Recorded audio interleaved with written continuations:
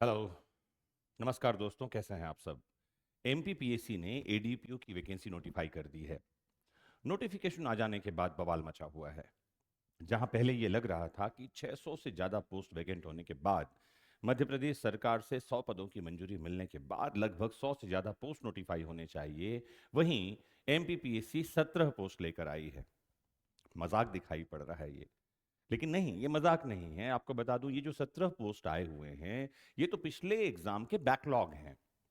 पिछले एग्जाम में ये 17 पोस्ट नहीं भरे जा सके थे, जो इस बार वापस नोटिफाई हुए हैं। मतलब ये 100 पद वापस जुड़ करके आने हैं। तो एमपीपीएससी फिर कैंडिडेट्स के साथ मजाक क्यों कर रही है, मुझे नहीं पता। 2021 में नोटिफिकेशन देने के बाद अब 26 में नोटिफिकेशन आया है। 5 साल था आप लोगों के पास, आयोग वालों। आपको इस समय तक एग्जाम सिलेबस, एग्जाम पैटर्न, ये सब डिसाइड कर लेना चाहिए था, और जितने पद स्वीकृत हुए हैं वो सारा एक साथ नोटिफाई कर देना चाहिए था। स्टूडेंट 6 महीने इत्मीनान से तैयारी करके एग्जाम दे पाता, आपको बढ़िया प्रोसिक्यूशन ऑफिसर मिलते। लेकिन आपने आधी अधूरी बात कर दी है। बावजूद इसके मैं आपको पहले सारी जानकारी दे दूं दोस्तों, फिर कुछ अपनी टिप्पणियां मैं रखूंगा। जुड़े रहना है लास्ट तक, क्योंकि मैं आपको बताने वाला हूं कब तक कितने पोस्ट बढ़ सकते हैं। आइए शुरू करते हैं। तो ये जो आप देख रहे हैं पीछे, ये आयोग का नोटिफिकेशन है, मध्य प्रदेश लोक सेवा आयोग का। और नोटिफिकेशन जो है, विज्ञापन क्रमांक है 10 मार्च 2023 का। आप में से मैक्सिमम लोगों तक ये पहुंच गया होगा। मध्य प्रदेश लोक सेवा आयोग द्वारा गृह विभाग, department of home, Madhya Pradesh शासन हेतु जिला लोक अभियोजन अधिकारी यानी assistant district public prosecution officer, तो असिस्टेंट एडीपीपीओ अगर पूरा हम कहें तो ये कहेंगे इसे। आम बोलचाल में हम एडीपीओ कह देते हैं, असिस्टेंट डिस्ट्रिक्ट प्रोसिक्यूशन ऑफिसर। तो प्रोसिक्यूशन पब्लिक का ही होता है, तो एडीपीपीओ इसका पूरा पदनाम है, जिसके लिए कि अभी नोटिफाई हुई है वैकेंसी। तो कितनी अच्छा, पहले ही पेज में इन्होंने बता दिया है कि भैया आप ऑनलाइन आवेदन जो है विलंब शुल्क के साथ भी भर सकते हो, अभी जरूरी नहीं है फॉर्म भरना। 15 मई के बाद फॉर्म भरो, 3,000 रुपये दे देना। और आप 23 सितंबर तक फॉर्म भर सकते हो, 25,000 रुपये दे देना।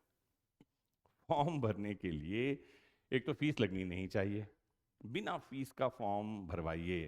क्यों भरवाइए? क्योंकि आयोग जो है वो सरकार की संस्था है। सरकार जनता के टैक्स के पैसे से चल ही रही है।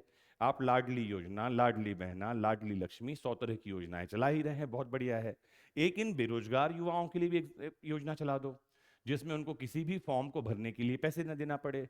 क्योंकि वो गरीब बच्चा जिसके पास टैलेंट है लेकिन फॉर्म भरने के लिए 500 रुपये नहीं है या 25,000 रुपये नहीं है, वो एग्जाम देने से रह जाएगा।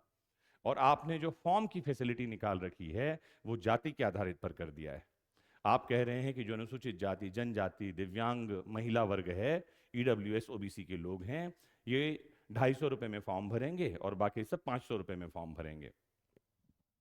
मुझे लगता है हर किसी के लिए, कास्ट, क्रीड, रिलीजन के परे, आप बहुत नॉमिनल फीस रखिए। फीस रखना भी चाहते हैं तो 10 रुपये, 50 रुपये सफिशियंट है, या तो फीस रखने की जरूरत ही नहीं है। और ये 3,000, 50,000 रुपये के विलंब शुल्कों की तो और जरूरत नहीं है। तो ये सब मेरी सोच है, आप जरूर बताइए कि आपका क्या सोचना है। बहरहाल आपकी जो एज है एग्जाम के लिए, वो 1 जनवरी 2027 के संदर्भ में देखी जाएगी। और एज कितनी लिमिट होना चाहिए? कम से कम आपकी एज 25 साल हो जानी चाहिए। अधिकतम 40 साल की एज तक आप एग्जाम में बैठ सकते हैं। कब से कब तक? 25 से लेकर 40 साल। लिखा है 21 ईयर्स की आयु पूर्ण कर ली हो, 40 साल न पूर्ण की हो। और अगर आप किसी भी वर्ग की महिला हैं तो आपके पास 45 साल की एज है एग्जाम देने के लिए।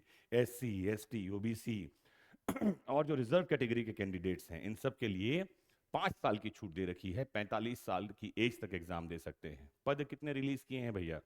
तो पद रिलीज किए हैं 17। यूआर के लिए 5 है, एससी के लिए 3 है, एसटी के लिए 3 है, ओबीसी के लिए 4 है, ईडब्ल्यूएस के लिए 2 है। टोटल 17 पद हैं। और इन पदों के लिए ये युवा कब से इंतजार कर रहे हैं? 2021 में लास्ट नोटिफिकेशन आया था, 22, 23, 24, 25, 26 हो गए, और आप 17 पद दे रहे हैं। ऐसा दिखाई पड़ रहा है कि ये मजाक किया जा रहा है। मुझे लगता है कि आयोगों को युवाओं से मजाक करने से बचना चाहिए, और बहुत जल्द क्लेरिफाई करना चाहिए कि ये 17 पोस्ट जो हैं ये पिछले हैं। 100 नए पोस्ट हैं। टोटल 117 पोस्ट के लिए वैकेंसी आउट हुई है। ये आयोग को बहुत जल्दी क्लेरिफाई करना चाहिए, ताकि युवाओं में व्याप्त हताशा दूर हो जाए और युवा तैयारी कर सके अपने मनपसंद एग्जाम के लिए। विभाग का नाम मैंने बता ही दिया, मध्य प्रदेश शासन गृह विभाग है। श्रेणी गजेटेड ऑफिसर क्लास 2 का पद आपको मिलने वाला है। वेतनमान कितना है? 34,800 प्लस 4,200 का ग्रेड पे होने वाला है। और पद का नाम मैंने बताया, assistant district public prosecution officer ADPPO पद का नाम है। शैक्षणिक योग्यता क्या है? तो आपके पास LLB की डिग्री होनी चाहिए, दैट्स इट। अगर आपने प्रैक्टिस किया हुआ है, आपके पास सनद है और 2 साल प्रैक्टिस के हो गए हैं, तो आपको अधिमान्यता दी जाएगी, वरीयता दी जाएगी।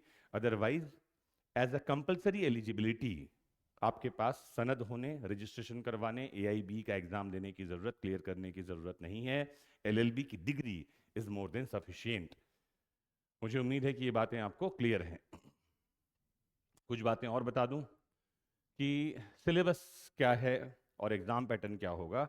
उसके पहले कुछ और बातें मैं आपको सबसे लास्ट में एग्ज़ाम की डेट्स और महत्वपूर्ण तारीखों के बारे में बताऊंगा। कुछ एक काम की बात, सिलेबस क्या है, इस पर चलते हैं और देखिए सिलेबस के बारे में क्या लिखा हुआ है। मैं उस स्लाइड पे आपको लिए चलता हूँ। ये स्लाइड आपको जो है मिल जाएगी,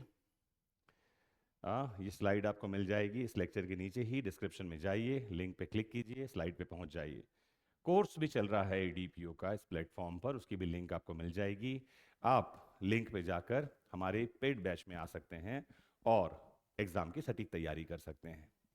बहरहाल लिखा है, परीक्षा योजना तथा पाठ्यक्रम यथा समय आयोग की वेबसाइट www.mppsc.mp.gov.in पर प्रकाशित की जाएगी।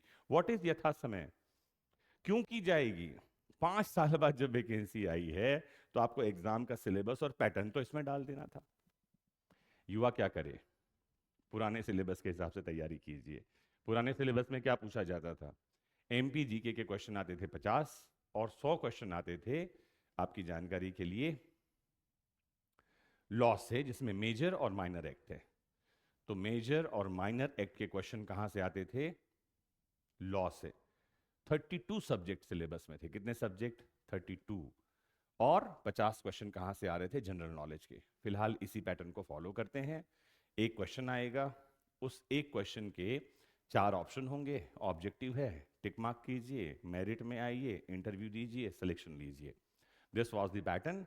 इंतजार करते हैं, आयोग इसमें कुछ बदलाव तो नहीं कर रहा है।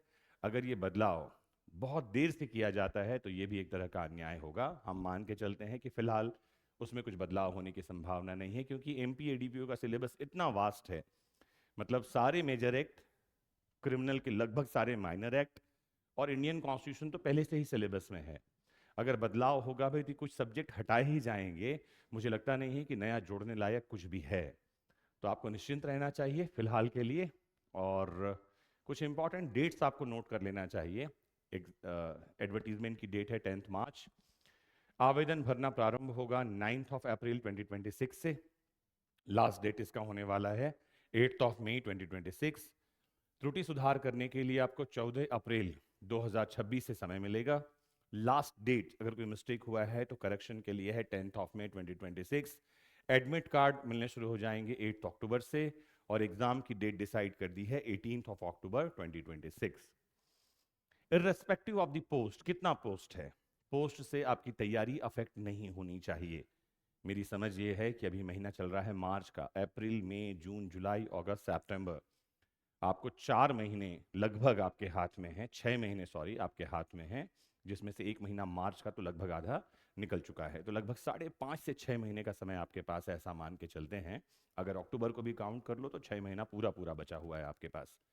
तैयारी शुरू कर दीजिए, लग जाइए और अपने सपनों को, अपनी मंजिल को हासिल कीजिए। कुछ और जानना, पूछना, समझना चाहते हैं तो कमेंट बॉक्स में जुड़कर बताइए। मोस्ट इंपॉर्टेंटली अपना खूब ख्याल रखिए, क्योंकि आपका होना ही तो बड़ा महत्वपूर्ण है। नमस्कार, जय हिंद।